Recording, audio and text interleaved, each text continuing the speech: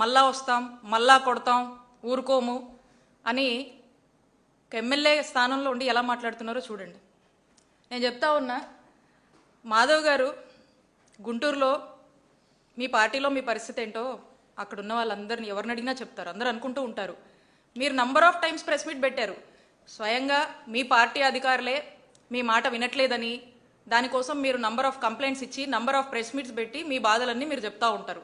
ఇది నేను చెప్తుంది కాదండి, మీ ప్రెస్ మీట్లు ఉన్నాయి, మీ కంప్లైంట్స్ ఉన్నాయి, అక్కడ ఉన్నటువంటి ప్రజలను అడిగితే వాళ్ళందరూ కూడా చెప్తారు.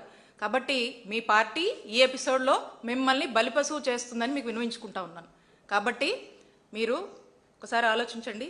రేప్ అనేది ఒకటి ఉంటుంది, కొత్తగా ఎమ్మెల్యేగా అయ్యారు పాపం, కాబట్టి రేప్ అనేది ఒకటి ఉంటుంది.